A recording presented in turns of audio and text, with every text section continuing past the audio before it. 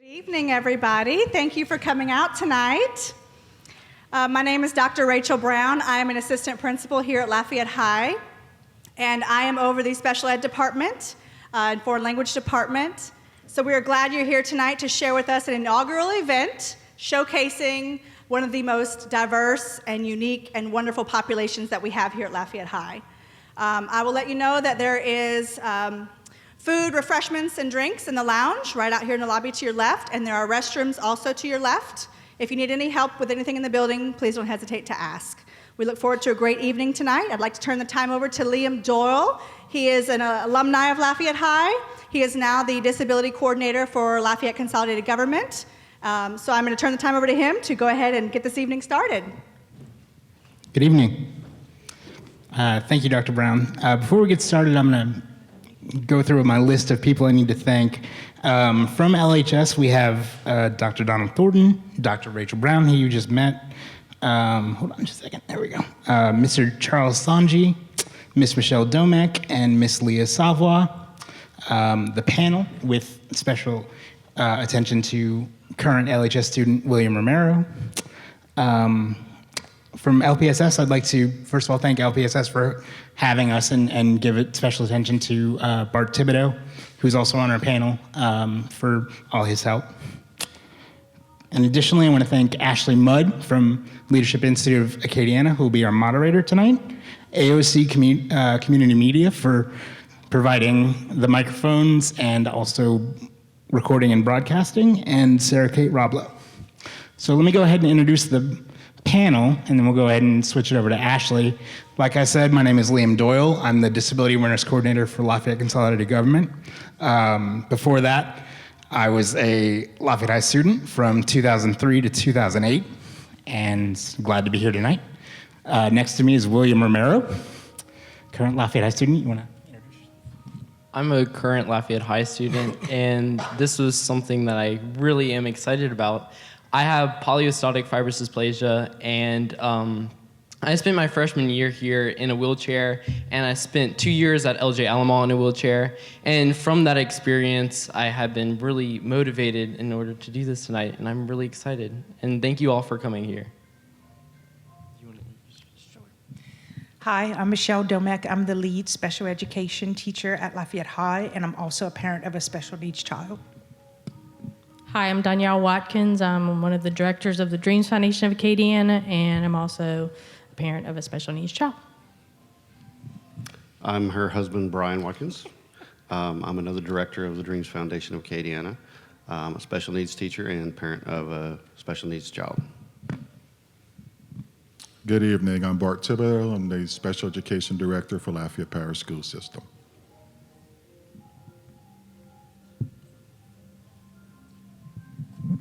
Hi, I'm Elizabeth Shirley, and I graduated from Lafayette High in 2008.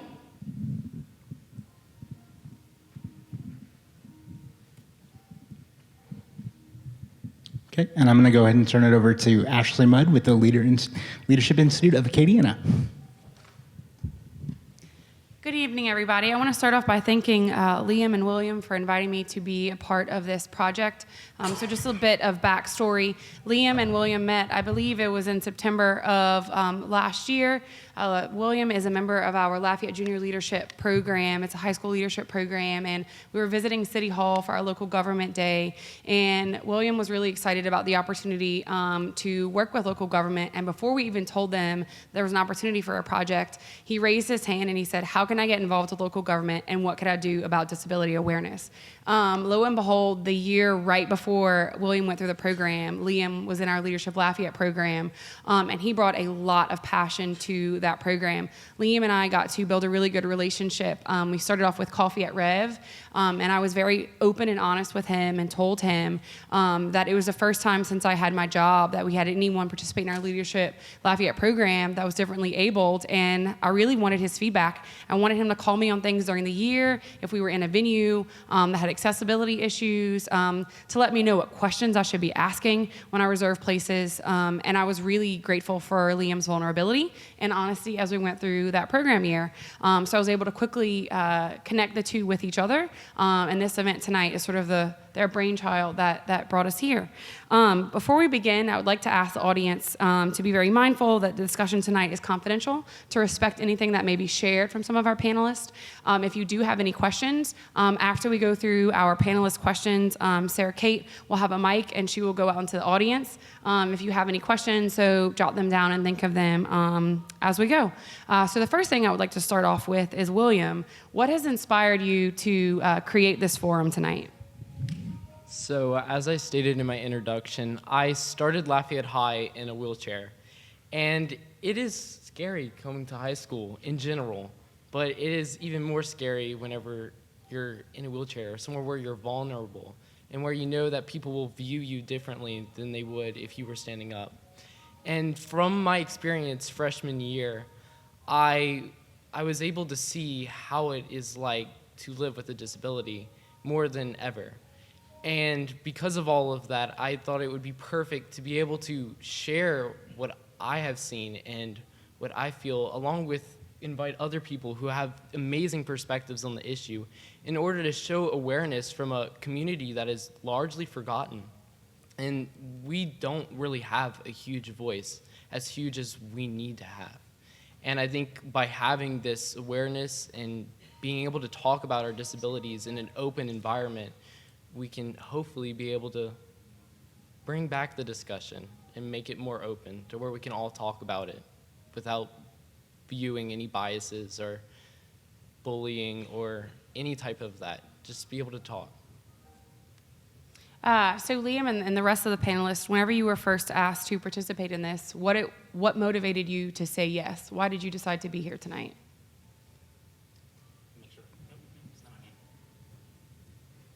Okay, there we go.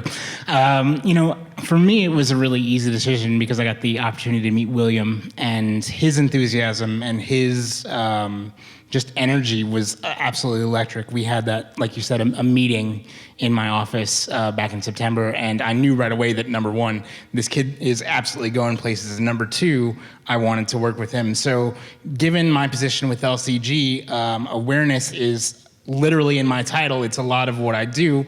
So I wanted to give him the platform, but also to share the stage with some other people. So, I'm just really glad that this all came together the way it did, and I think that it's going to be a great night. Yeah, this is easier. As a special educator, advocating for special children has always been a part of who I am, and then I became a parent of a special needs child. So it was a no-brainer. Anytime I can get in front of somebody and make their life even a little bit easier through something that I struggled with that we actually found an answer for, I'm willing to come and help people to have an easier job. I think the reason, again, going back with what my wife is saying, the reason that my wife and I do the things that we do, basically is my son. Almost 21 years ago, we were blessed to have our child. He has spina bifida, but he's never let it slow him down. And we found out very early on in his life that individuals with disabilities, just because they have a disability does not mean that they don't want to be treated just like everybody else. They don't want to be part of, they want to be part of groups. They want to be part of sports. They want to be looked at just like anyone else. And that's their right. And we have worked tirelessly and will continue to do that to make sure that that can happen. And that's one of the things, going back to this young man over here, he's right. It's scary going into high school.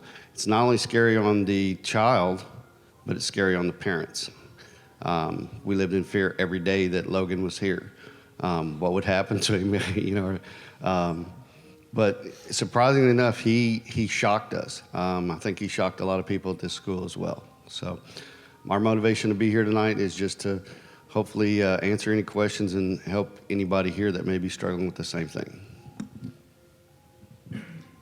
I think part of the my motivation is essentially I met Liam through Mayor Joel Robideau's task force with Disability Affairs and looking at employment.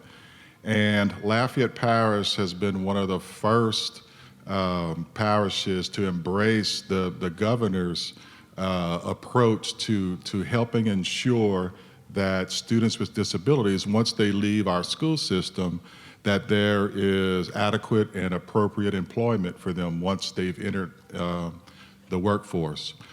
The other part of it is, as you look around here, we're a very small network. I work with a number of agencies. Typically, you'll find that those agencies are centered toward a specific disability. For instance, the Autism Society of Acadiana, there's the Down Syndrome Association, Families Helping Families, which is an advocate for basically all. I encounter all of those agencies on an almost daily basis. So all of those fall under the umbrella of what I manage as one of the largest school districts in the state, and to help ensure that our students with disabilities are adequately prepared for life once they exit our school system.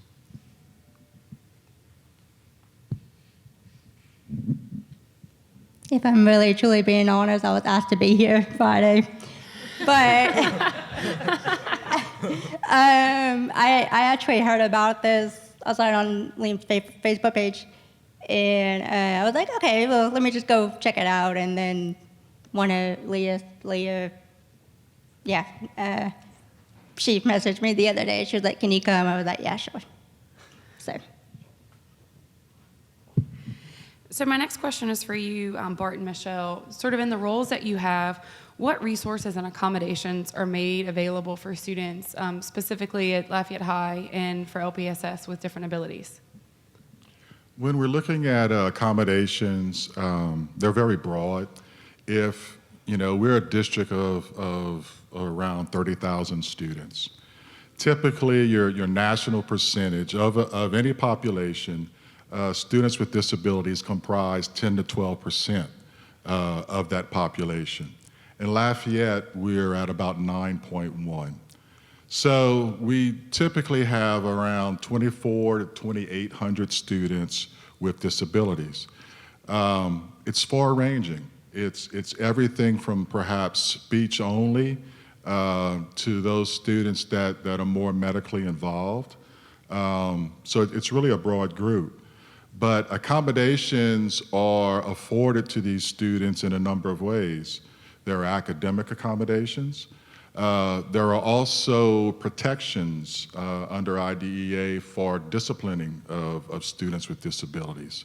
So it's really a very broad spectrum of the services we provide. We have some of our classes will focus on a particular disability. They're emotionally disturbed classes. And we don't have the population to have those at every school site. So we basically put together what are called cluster sites, where we'll pool together students from around the district in order to afford them adequate services. It may or may not be in their home zone school.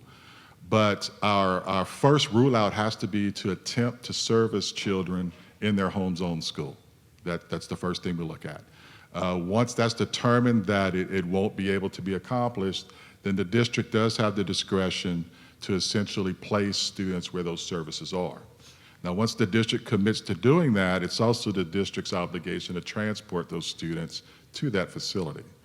So throughout the district, we have a large group of teachers. I think we're fortunate in Lafayette that being a hub, it helps. For instance, there are 5 neighboring districts that cannot provide what's determined to be adequate services, specifically for the deaf and vision impaired. So we host a consortium here. We actually will service students from those districts that are compatible with the program. But it gives you an idea of how fortunate we are in Lafayette with the resources that we have here. It's small enough in geography that transportation is not as much an issue for us as it is for some of the larger districts. So that helps us, and to have the services on board, we can actually help with students with disabilities from other districts as well. There's not much to add. I mean, we basically try to put our students in the least restrictive environment. It's not a perfect situation, of course, ever, but luckily we do have a lot of support to try to get them all of the services that they need, and we do our best to do that. And we are pretty successful at it. So Donnell or Brian, could you share some of the resources that the Dreams Foundation provides? He's better speaking. We started off years ago. There really wasn't a lot when Logan was a small child growing up. There was Special Olympics. You had it a couple of times a year.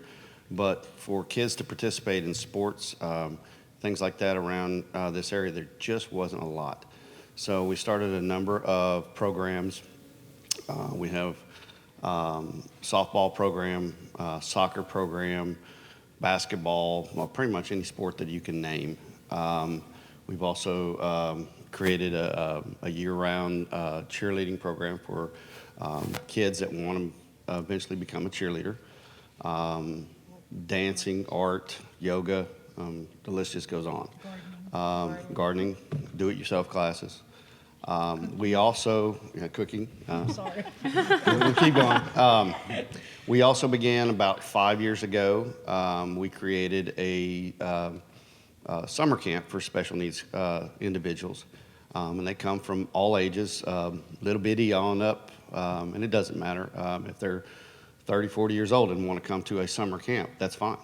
We want them to have a good time in an environment where we cater to them and we work with them. And we have a tremendous amount of volunteers that come in and help us and work together, where it's almost 2 to 3 individuals that we have in our campers with one volunteer. So we have a lot of close-knit time where we can work with them individually and help them through the day, and they just have a smile on their face the whole week. Those are things that we started from our foundation. We also try to get out information to our parents, around the area, as far as different things that Mr. Bard had just mentioned, like Families Helping Families, different services that they can go to as far as helping them in their current situation. One of our biggest focuses, again, our son started growing up. He graduated from here last year. So here was another fear that parents are going to go through with a child with disability. What's he going to do? Where's he going to wind up?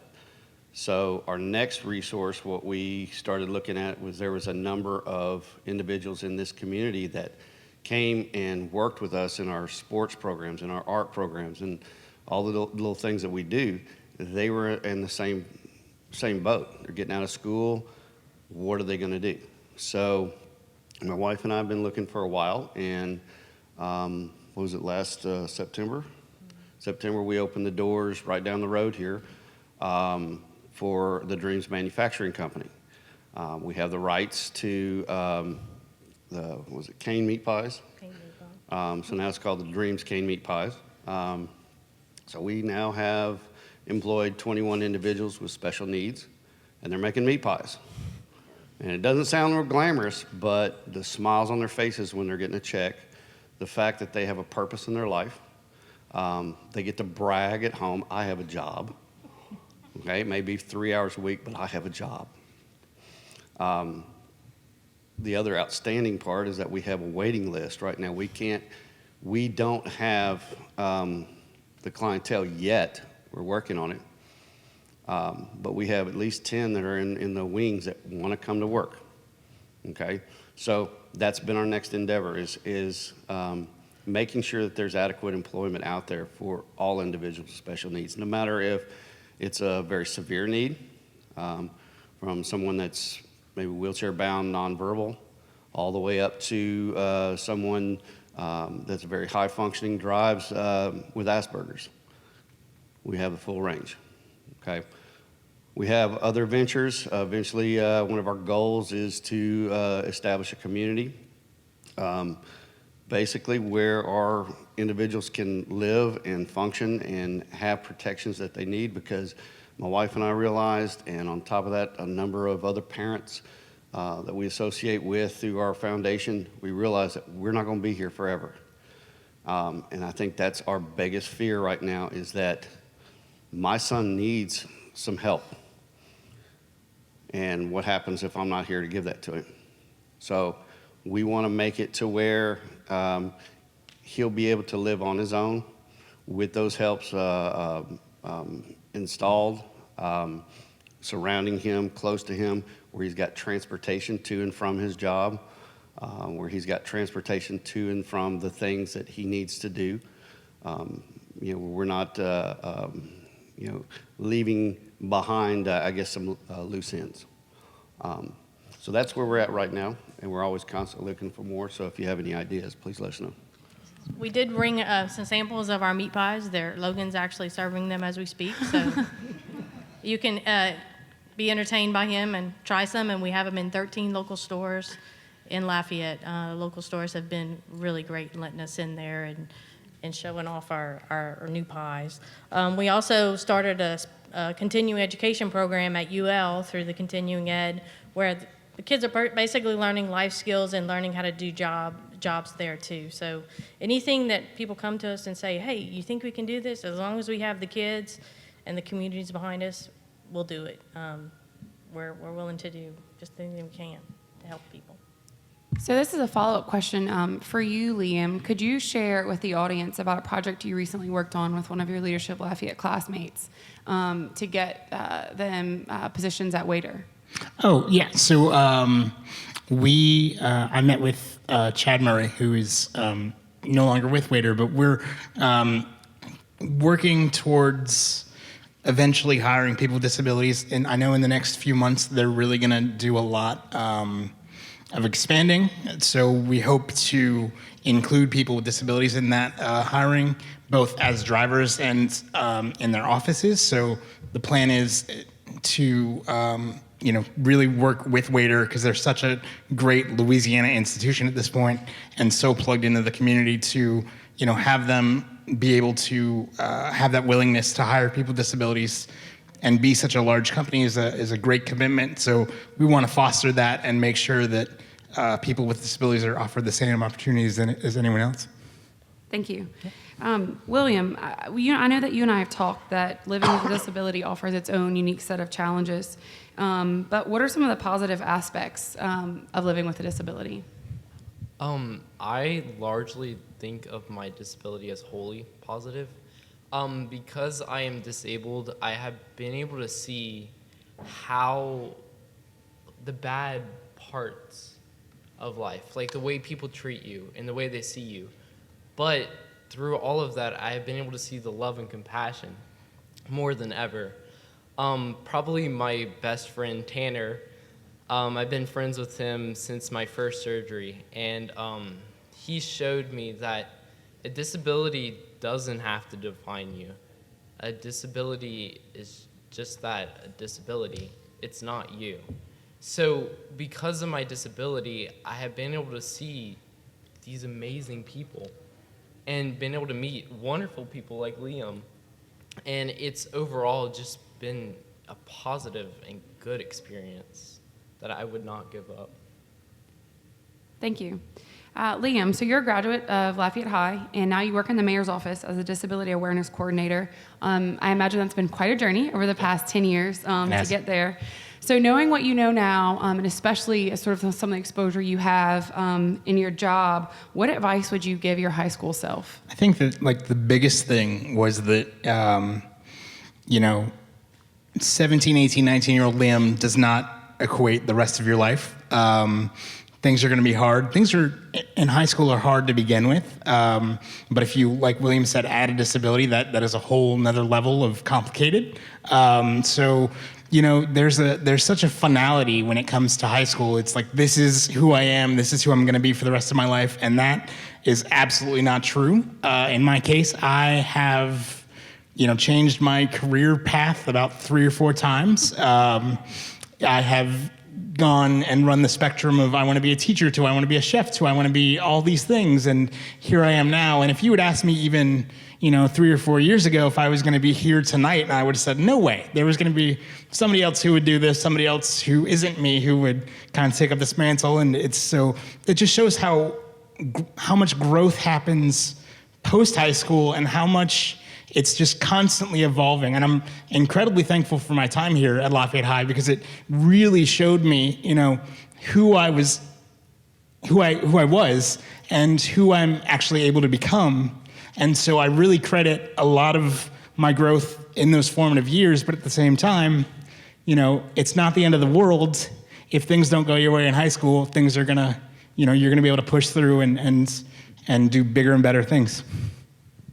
Lisbeth, as a graduate of Lafayette High, do you have anything else to add to that? Okay.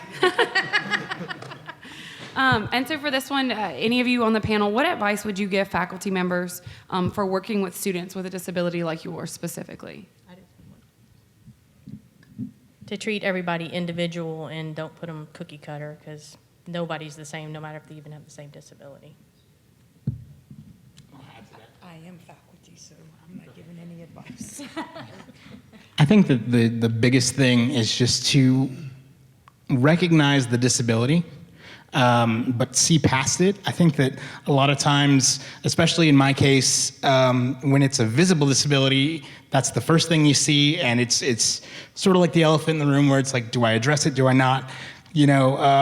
But if you can, definitely acknowledge the disability and then do what you can to help the people that need it succeed, but also don't let that be a crutch. There were times in high school when I would milk this disability for everything it was worth, get out of homework and get out of just anything I could do, because of course I would. That's very natural. So, set limits and set boundaries for your students and realize that, yeah, they need a little extra help, but they're gonna totally, take advantage if you let them. So just have that sort of, you want to be accommodating, but you don't want to be overly accommodating, because then they get coddled and, they end up not having homework for 4 years.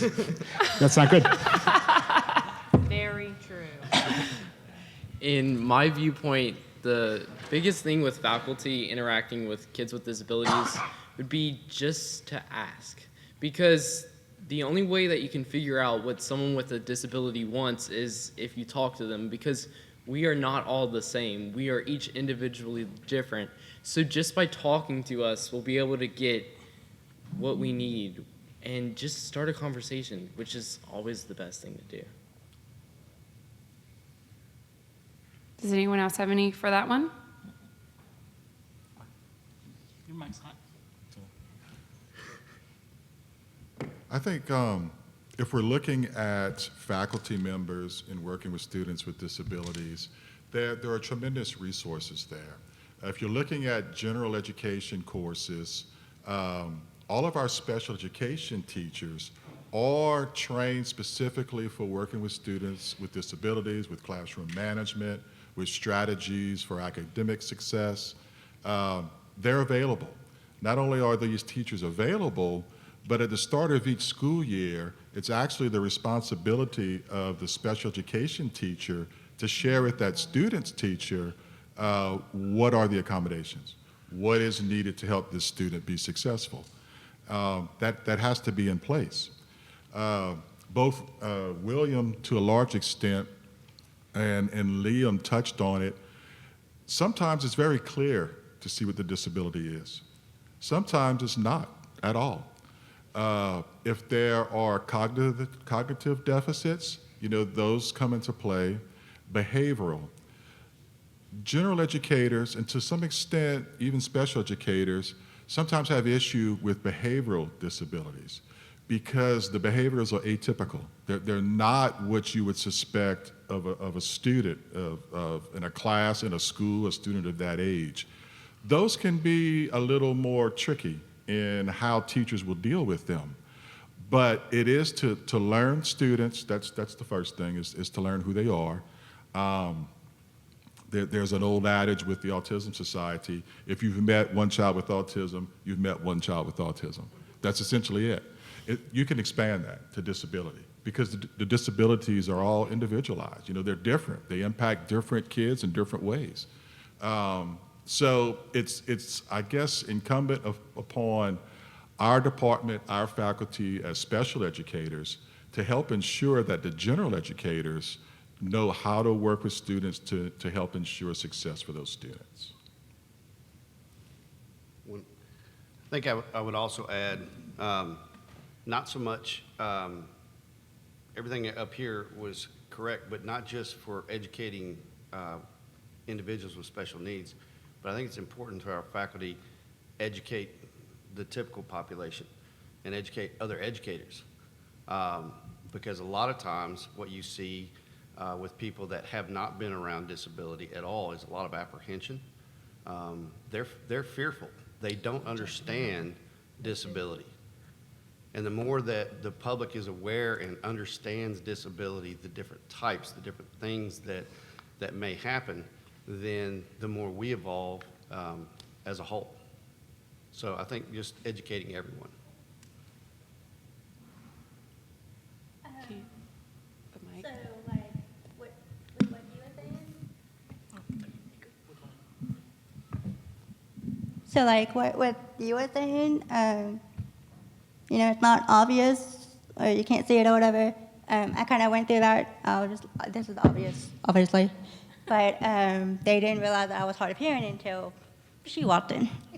So, just to kind of put that out there, sometimes, you know, you get a double whammy. So, I've been through that too. So, they see this, but once they see that start sign, you know, when I have an interpreter with me or whatever, then they're like, oh. So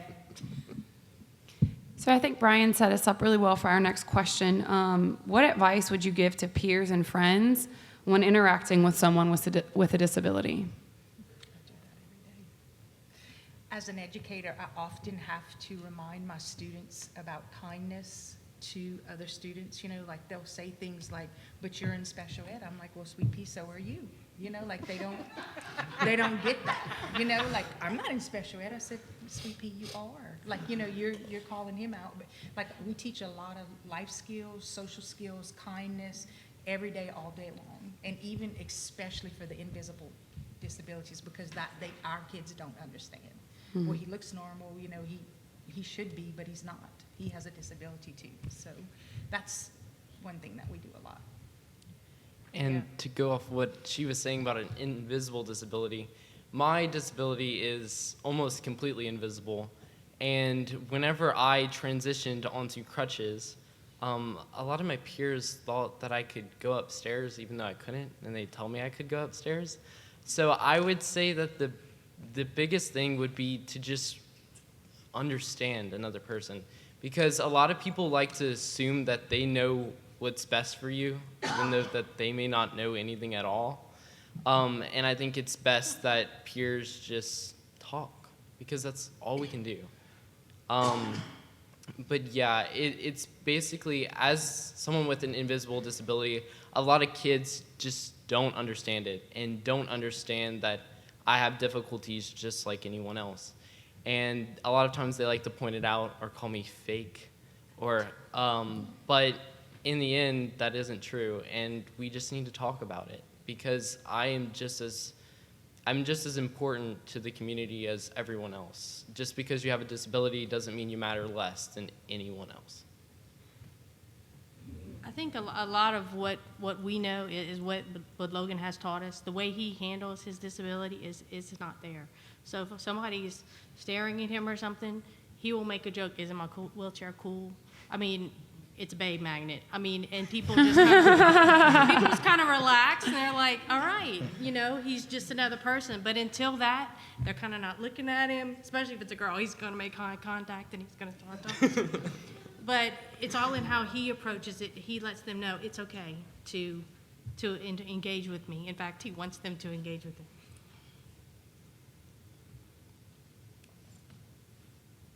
Okay.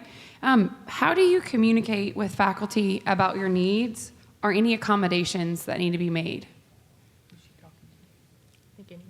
Anybody? Yeah, open-ended. Anyone? With me in particularly, the faculty here at Lafayette High is the best anywhere around. I mean, the teachers, I did not threaten his life, I swear. no, the teachers are very, very understanding, and specifically in the gifted program, which is where I am at, the teachers are just very considerate and probably the best people ever. I'm sorry. So whenever I need an accommodation, I just talk to them because they're easy to come to and they make themselves open to you, which is probably the best thing about a teacher in general, is that they're just open people and they're there for you. And I think that as long as we understand that teachers are only there to help, that they can help us. We just got to ask. I keep trying to tell my kids the real reason I come here is for the paycheck. But truthfully, like the thing I love most is when they come to me and say, this is what I need, and I can help them. Or I can talk to my coworkers, because I have amazing coworkers, or to Dr. Brown or Dr. Thornton and say, this is what the kid needs. And sometimes I even have to go to my supervisor, Mr. Gage, who was here somewhere, and we fuss about what they need, and but we eventually get it, and that's what we're here for, to make a difference every day for those kids and get them to be their best, whatever that is. Yeah, and one of the things that Logan learned from a lot of the kids at Lafayette High is speak up. He knew his rights, and I promise you, he went to whoever he needed. He was at the principal's office if he had to. If he didn't like what was going on. Now, sometimes he was in the wrong, and we had to be like, this is not the time. But if he was getting bullied or something, he was right where he needed to be. It was not that they were bullying him, is that it was wrong, and he better stop, because Logan was coming. So, but let them be self-advocates and teach them what it is to be a self-advocate, because they can get much further than you ever can just with their smile most of the time. Yeah, so I just want to kind of add on to that. When I was here, there's a laundry list of things that I'm never going to be able to do. I was told when I was younger that I had really broad shoulders and I make a great football player. So, that's all well to be, genetically, clearly, I'm an Adonis. But, I just didn't have it. So I was fortunate enough that we had a program like Lafayette Choir, and that was the equalizer for me. It wasn't so much, here's the guy in the wheelchair, it's here's a bunch of 300 students, and one of them happens to be in a wheelchair. So that was the greatest thing for me, because that was something that I could physically do, and be able to be a big, part of a big group. And it got to the point where there were a few times when the director would forget that I needed special accommodation to get to a certain venue and didn't have a bus, so I couldn't. So it was just it became so natural, because it took me 5 years to get out of high school, so we had an extra year together. We got to be really good friends, but she would, sometimes, would just forget, because it's oh, we forgot you were in a wheelchair, so we didn't get a bus with a lift. So having that sort of, you're just like everyone else, and and that was so empowering and so important for me back then. And I think that the best sort of advice I can give would be to, I had a teacher one time who wrote me up because this was back before we could wear Spirit shirts. You guys can wear t-shirts. We had to wear polo shirts. I wasn't wearing a polo shirt one day, and I tried to talk my way out of it, and he's like, nope, you broke the rules. I got written up. I went to after-school behavior clinic, and I tried to weasel my way out of it, and he was like, no, I'm not cutting you any slack. And I was like, oh, we're friends, we're good, so that kind of thing is just treating you like everybody else. Yeah, you have this, you have whatever, but you're also just another student, and finding that balance and that switch is really important early on. And those are some of when I talk about the most impactful faculty members that I interacted with during my time here, those people are always on the top of the list. I think, just adding on to what he's saying there, one of the best lessons that you can teach any child, period, but especially I think with our son, that was one of the best lessons that he learned right away, is a little tough love. You may have a disability, but it doesn't mean that there's not certain things that you can do. You have some abilities, so we're going to capitalize on those abilities and don't use that disability to your advantage, because they can and they will learn that, and they will do it all day long. But going back to what my wife was saying as well, teaching Logan to self-advocate was probably the best thing that we ever did. It's one thing when we come up and we try to express what he wants, but he's capable of expressing what he wants a whole lot better than I am, a whole lot better than me. Thank you. Liam, so you're a student currently at UL Lafayette, and prior to that at SLCC. Yes. Were there any access issues that may have differed from your time at Lafayette High on either of those campuses? So Lafayette High was actually a really good sort of placeholder because, and this isn't a dig against Lafayette High, but obviously, you know, we have some issues with accessibility at Lafayette High, like there's no elevator. So when you're going through high school, they had to provide what's called reasonable accommodation. And knowing that and going through those experiences really helped me later on in life, because I knew what to ask for. I had a very basic, you know, sort of understanding back then of what the ADA covered, that kind of thing. And so having those experiences and knowing the expectation is up here, it allowed me to carry that over to my collegiate career. Because, you know, anytime I have, obviously I have a better handle of it now just by the nature of my position, but back then it was very much, okay, this is what you're expected to do from an accessibility standpoint, and, you know, having that knowledge really helped to branch out. When I got to SLCC, the biggest issue I faced was transportation. Just because I lived in a certain point in Lafayette, and SLCC was, you know, anywhere at one time between 45 minutes to an hour away. Now I live much closer. I'm in the same streets, and that's partly by design because I work at City Hall and I go to UL. So I knew that that was going to be a priority for me because I don't drive. So having that planning and having that foundation at Lafayette High was really important, because it was something that I said, instead of saying, well, I can't do this because of this, it said, okay, I have this, and I have these issues that are evolving over time. How do I tackle those and still be productive? Lafayette High is really good at accommodating that, like while schedules are being made, like the counselors are pulling it and fixing all of that before it's an issue. Like, I don't know of any students that ever have to come to us and say, I'm in an upstairs. Mr. Sanji, we usually fix that ahead of time. Yeah. Like, it's looked at, like, you know, all the kids that don't have access, it's handled, you know, before Yeah, school even starts. my point with that is that a lot of the practices that Lafayette High do are the same at UL. And so, I mean, I knew that going in, so it made it easier to ask. Because I think sometimes when it comes to asking for help, there can be a bit of a personal barrier. So having that foundation at LHS really helped me to say, okay, I need this, and you know, and having that freedom to be able to ask for that is really important. You can have your mic back. Okay. I'm just like to shout out Mr. Sanji for being such an amazing accommodator. I don't know what I would have done without you. Just thank you. He is pretty awesome. Great. Thank you, Mr. Sanji. I think also you're hearing that self-advocacy is really crucial for our students. Unlike the school system, which is legally obligated to do child search, child find, to actively look for students with disabilities and to ensure that services are being provided, basically that all stops when they walk out high school doors. There's only two ways that a student's IEP is terminated, and it's either a high school diploma or aging out at 22 years old.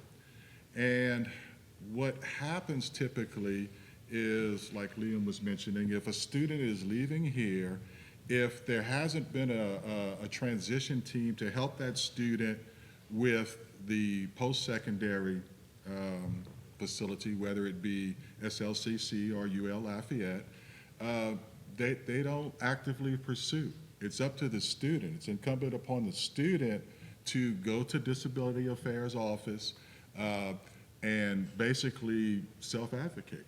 So that's huge when we're doing transition, which is exiting students from our school system, is that to make sure they have the skills that they can go out and self-advocate. So for our next question, could you share a time that anyone, maybe a faculty member, a classmate, a coworker, was not helpful in their approach to your disability and accommodating your needs? And how would you have recommended they handled that situation differently? So, excuse me, one of the biggest questions I get is, how is the best way to help? A lot of times, and especially with someone with a very visible disability, there's a natural sort of need to just jump in and help. And we had an experience when I was going through Leadership Lafayette where the person who was running an activity decided that I needed help without consulting me first. And so what she did, instead of, and it was, from a good place and with the best intentions, but in that moment, she signaled me out in front of a room of 50, 60 people. And if she had consulted with me first, it would have gone much differently, because then we could have had a private conversation, and I didn't actually end up needing the help that she was offering. And so I think that the best thing that can be done with that is just to approach someone and say, hey, do you need help? Ask. It's like William said earlier.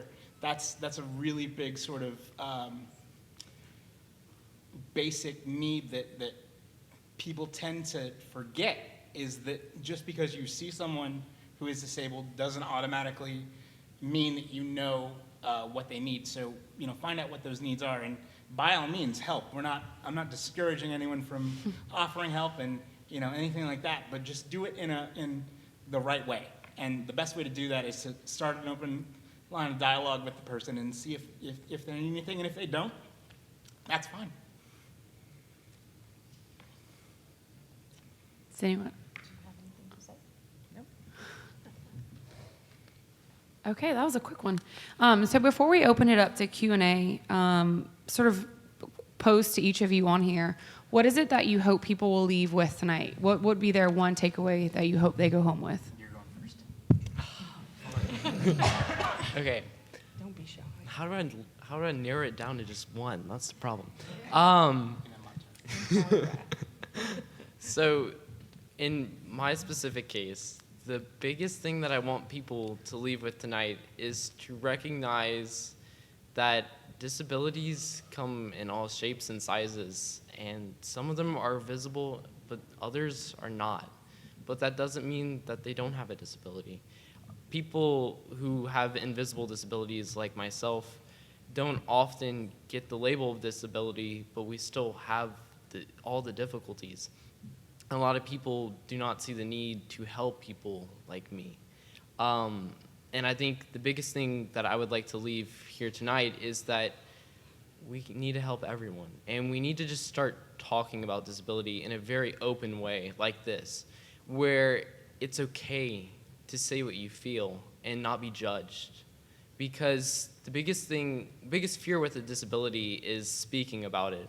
Coming here tonight, I've been terrified, because it is hard to speak about something that is as personal as a disability, but it's very important. And I hope through this event, anyone with a disability who is in this audience or watching a recording of this event will feel motivated to just start speaking about it, because the greatest thing you can do is open your mouth, because there's a lot of things that we all have to say.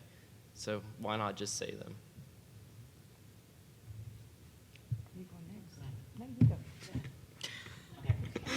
So I just wanted to add real quickly that I think that every disability is unique, and certainly the person that's affected by it is unique, because I know what my challenges are, I know what my limitations are, I know what my goals are, but those are completely different than William's, than Lisbeth's, than anybody else's. So it's all about having that commonality while still respecting the individuality. I think that's the really important thing that I would want to say is, like, yes, we're all different, but in a way we're all the same, and it sounds super cheesy. But we're all a big family, man. I think it's just, it's such a strong community here in Lafayette, and I really hope that people see this and, want to reach out and get more involved. And I think it's anything we can do to facilitate that, we're more than happy to do. So before I started teaching special ed, I thought I knew a lot, but I was really oblivious. So the one thing is get involved, get to know the kids individually, and make a difference every day, at least to one person, and then a lot of good will come from it. That's the one thing I would do. I would like every one of you parents to know that you are not alone. The struggles that you go through, the person right next to you probably has gone through the same struggle in a different way. Talk about it. We may not have the answers, but we can listen to you. Just vent. It helps. The Dreams Foundation is one of the greatest things that came of it was the parents, that we're just a big group of family that get together, and if we have to cry, we may celebrate. Whatever it may be, we understand each other. Nobody can really understand what a special needs parent goes through except for other special needs parents. So know you're not alone, and there's always somebody that can help. Just call us, and if we don't know the answers, call Ms. Domek or somebody who knows the answer. And Ms. Domek was one of Logan's favorite teachers. Stole my thunder. I agree. That was what I was going to say. Two things. One, for the parents, you're not alone. There are people out there. It does not matter if I'm talking with parents of a child with Down syndrome, with autism, with cerebral palsy. We have things in common. We have a child with a disability. The other thing that I say, and I think that I would like everyone to come out of here with, is just the thought of educating everyone about disability. If you stop and you think about it, there's not one person in this room right now that does not have some form of a disability. I'm wearing glasses. I can't see without my glasses. Cannot sing. So mine are a little hidden as well. We all have our flaws, and that's okay.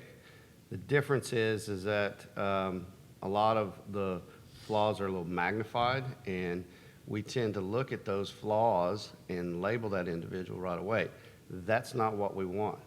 We need acceptance. We need to understand that this child, no matter if he's in a wheelchair, if he can't stand a lot of lights and a lot of loud noises, or if he acts a little funny sometimes, that's okay. That's a minor flaw in his life. He or she has so many gifts and so many abilities that they can offer us, and to truly be aware of that and understand that, we have to educate each other and the population around us. So I think the takeaway I'd like to leave is we maximize student success through collaboration. It's always been a collaborative endeavor. Parents can't do it alone. Students can't do it alone. We can't do it alone as a school system. But together, what we can achieve is tremendous. We have a transition core team, which is very robust. It includes a whole host of outside agencies of the school system, but that's what it takes. It takes specialists in each of these areas coming together to help a student in a plan that is student-driven. It's not what the parent wants the student to do. It's not what the teacher wants the student to do. It's student-driven. That's where we're going to achieve our success. But it does take collaboration to do it.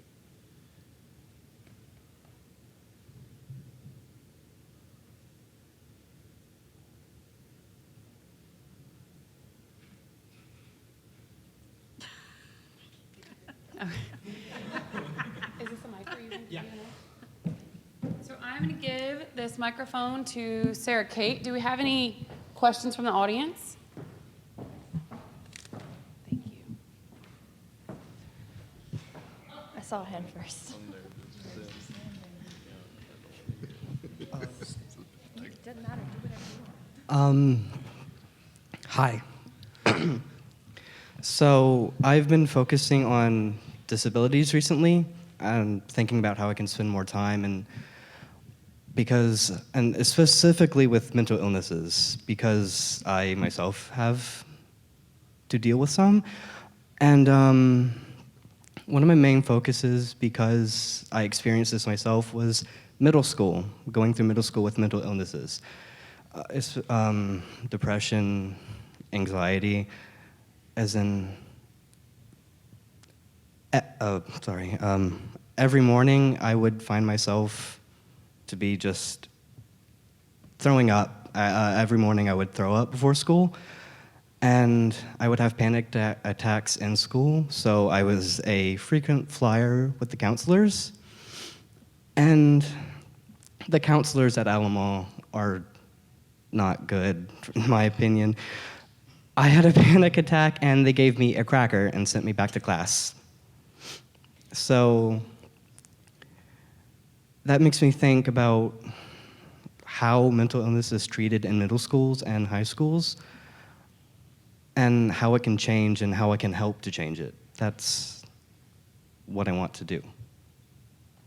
Yeah. Anybody can answer. Well, as a high school, I can tell you that there are a lot of trainings in the recent years that we didn't have before to deal with mental illness and how to handle students that are in a crisis, and we don't give them crackers and send them back to class. I can say that for sure. And here at Lafayette High, we have an amazing counselor system. I don't know about everywhere else, but I have sat in the office crying with the counselor, with the student, until we had a solution. So there are some things that LPSS has put into place in the last few years to really help us as educators deal with mental illness. Because in the past, it was not something that we really talked about, but they do now. I think overall that's. Not to diminish any of that either, but middle school is a rough time, a very rough time for every child. And I'm very sorry that happened to you. Yes. Boys and girls both they're going through quite a bit of change at that point.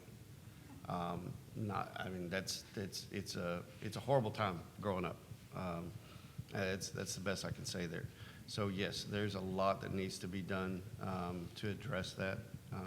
I am sorry that happened, but most of the schools that I've been a part of have wonderful counseling systems in place, and mental illness is something that definitely needs to be addressed quite a bit, especially at middle school level. And I think that just the biggest advice I can give you is to, number one, know that you're not the only person who's having those issues, and as soon as you feel like you're ready, reach out, because there's a network of people who can help you through what you're going through. And I think that there is there are people out there who know what it's like to have those same issues, and they absolutely want to help you. So it's the programs are there, and part of it also, and this is back to self-advocacy, is for you to reach out and say, okay, I need help, and that's okay, and that takes time. And there's, that's absolutely something that I understand, and so just know that when you're ready, it's here, and I hope that you use it. And don't give up. Keep looking for the right avenue for you, because not everybody's avenue is the same. What works for me may not work for you or the next person, right. But just don't ever give up. Keep looking for that right place, because it's there. I can kind of talk about that for a little bit. Just a brief history of my academic career. Like I said, it took me 5 years to get out of high school. My associate's degree, which is a 2-year degree, took me 9 years. I'm going to be 31 when I graduate from UL with a 4-year degree. So, everyone's path is different.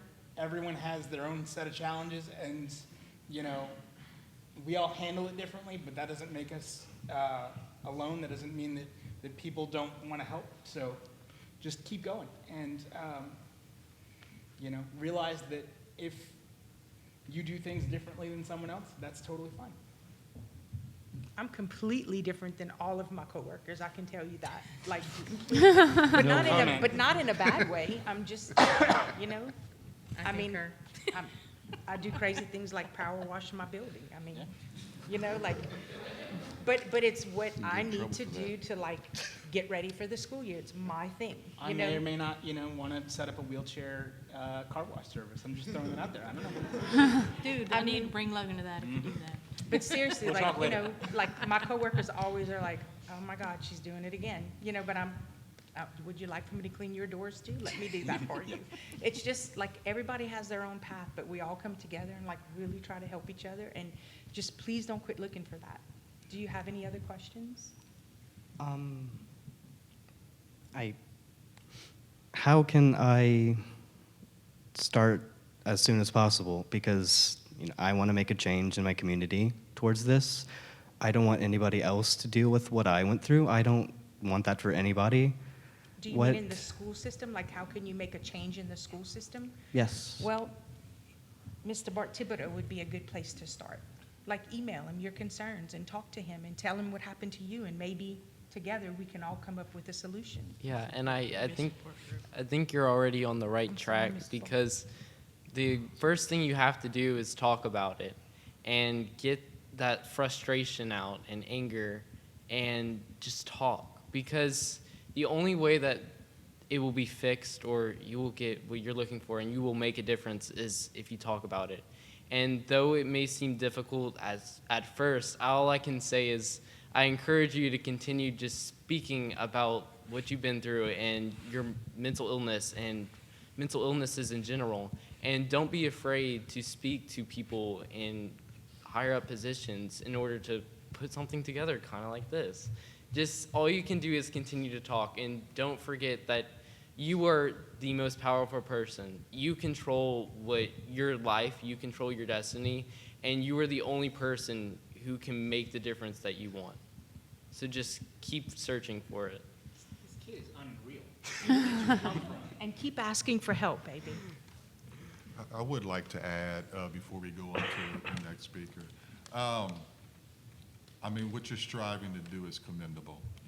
As a young adult who is undergoing mental depression, which is quite candidly very misunderstood, even in the school system. But being here tonight is an excellent first start. There are staff and agencies in the lobby currently as we speak that can also help point you to other things, other agencies, other support that's there. As a member of this district, I apologize for what you went through with regard to your experience with counselors. Certainly that is not what we want to see happen with our students. Young adolescence is extremely, at best tricky, but there are supports. And I would be happy to work with you if that's something that you wanted to start, some sort of initiative. I think I can help point you in areas where you could get a platform and basically get a way to try to reach and have an outreach with other students. It all hinges on what I mentioned a little earlier. It's collaboration, no man's an island. It's others that are experiencing the same similar type things that you are, and it's to get that group together and to get mobilized. Thank you for your question. Do we have any more?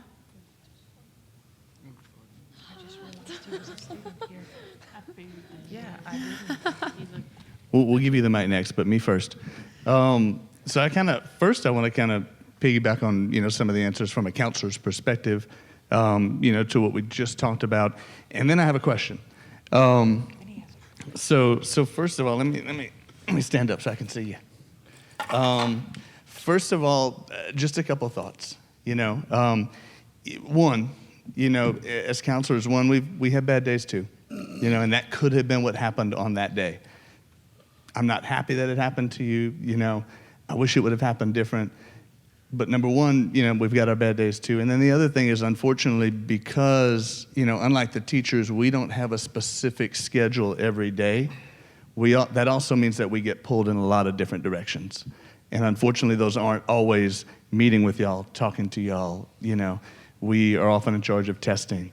We, have just a lot of responsibilities that have absolutely nothing to do with counseling, and it's not ideal, but that's the way it is, And so some days, as much as I would like to sit down and talk to y'all, I can't, And so in a lot of different situations, look, I'm the kind of person that if there's something that I need or something that I want, and I don't get it the first time, you best believe there's going to be a second time.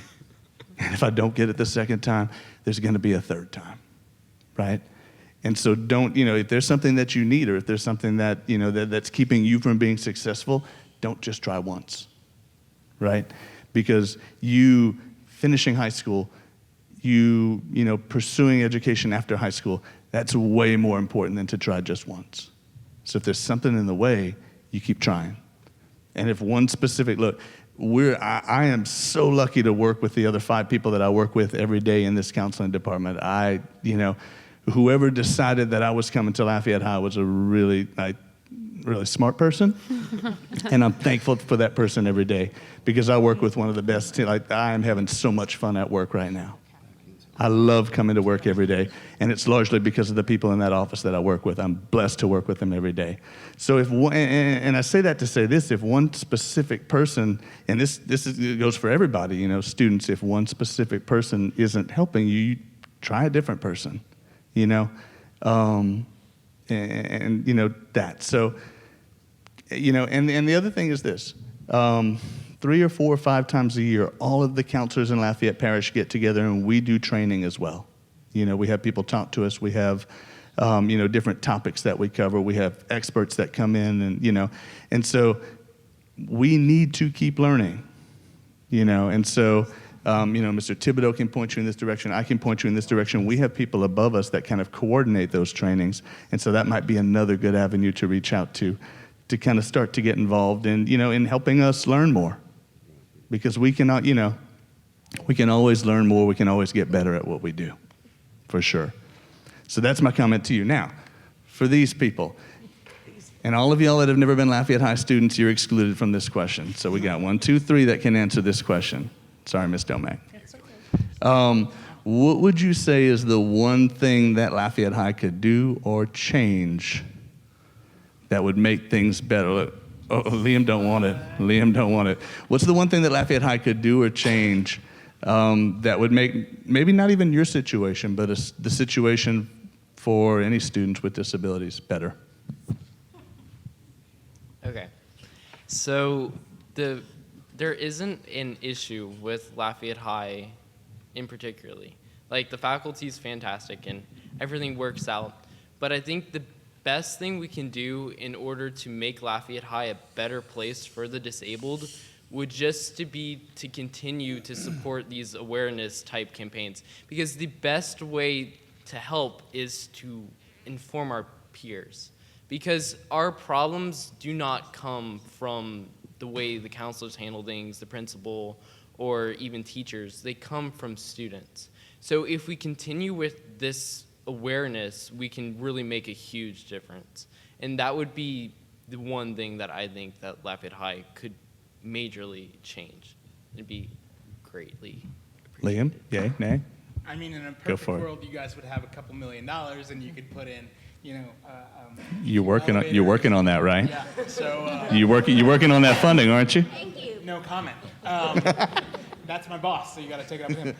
I think that like William said, just keep doing this kind of thing, and this is something that when I was at Lafayette High we didn't have. So the growth that I see nowadays is really great. So I think you guys are going in the right direction. Obviously, it's an old school, so there's going to be issues for me personally, but that's to be expected. So I think that, with what you have, you handle it well. We talked about that in depth, and there is a lot of positive.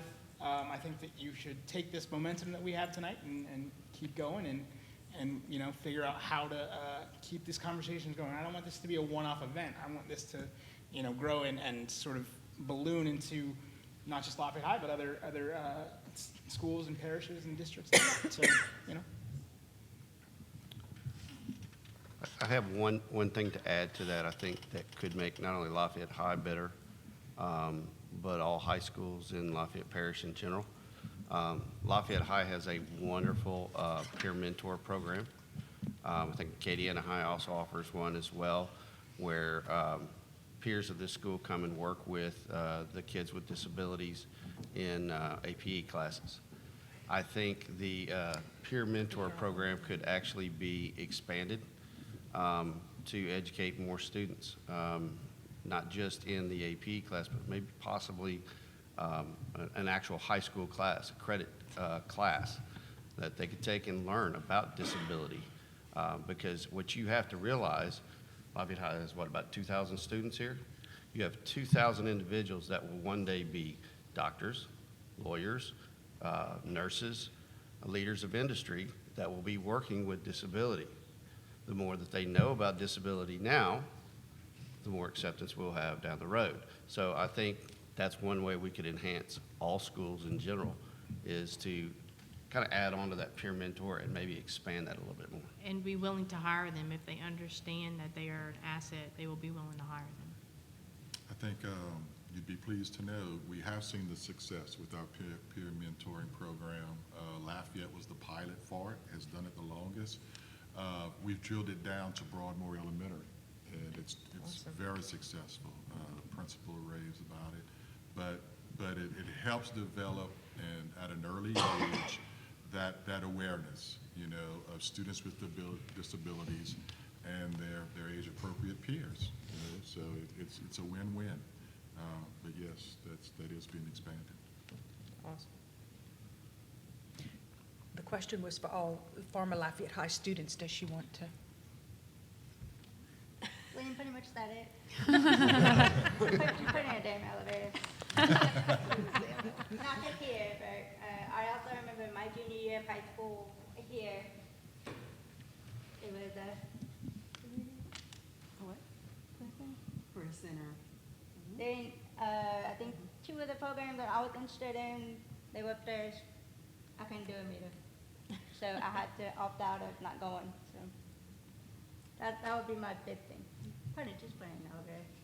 I know it's an old school and all, but I don't know. But anyway. William said. Thank you for your question. I think we had one right here.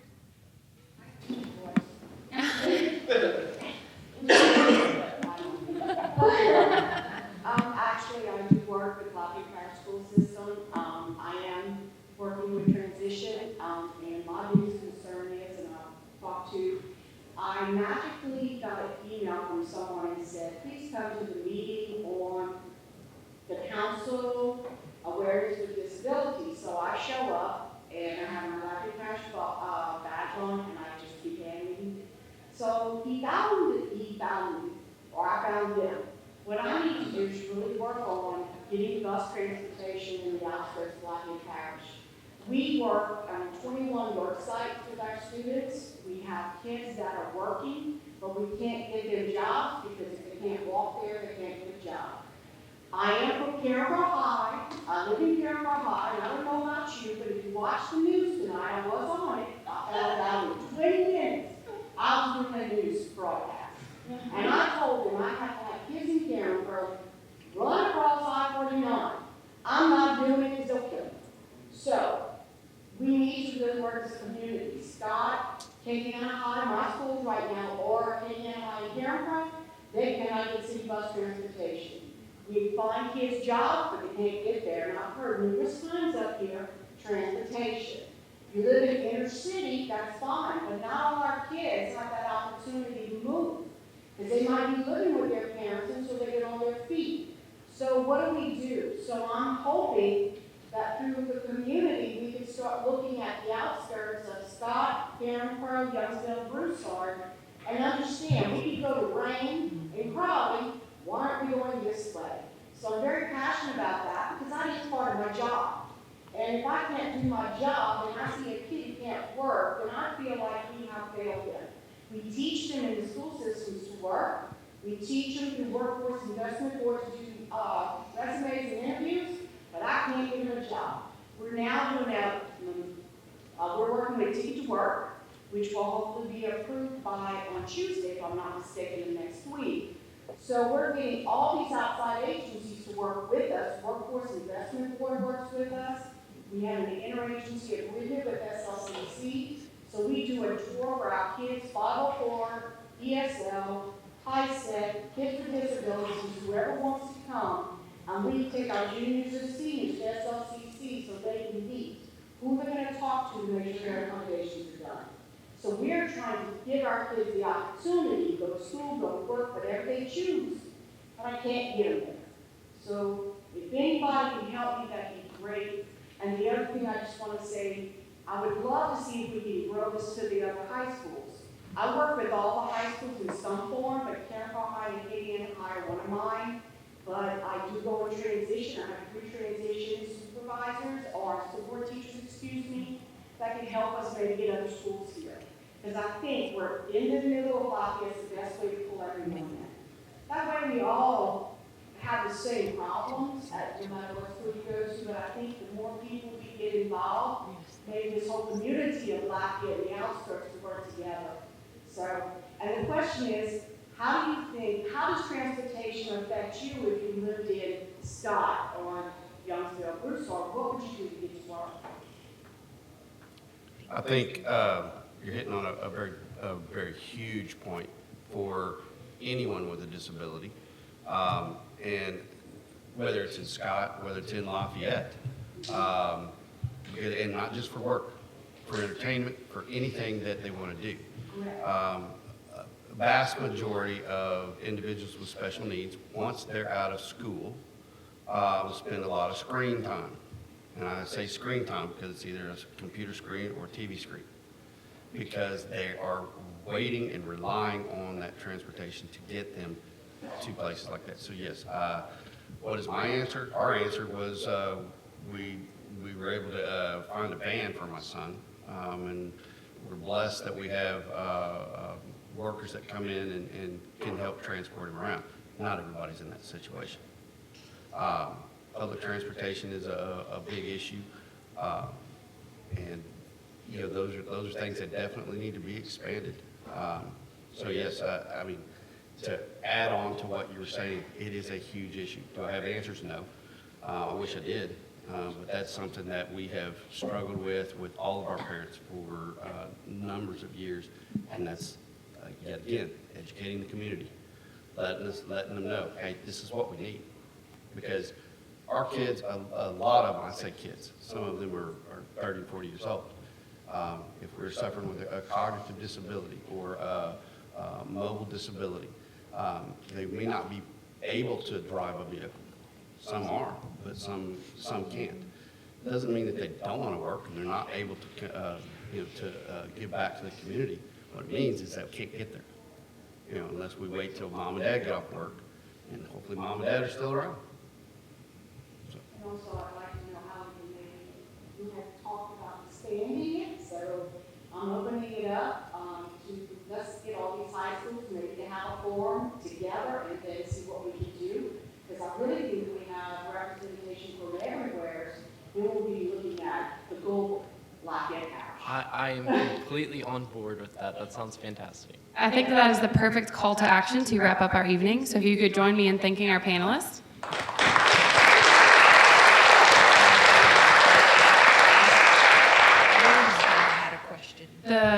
William's dad had a question. I didn't really have a question, but one thing, William's getting all the back now, but seriously. He's a little nervous now. What's he going to say? One thing, seriously, William's disability hit us when he was 4. And as the dad, he was out playing soccer and running the field with the ball. And all of a sudden, his coach called time and looked at me and said, he's running from me.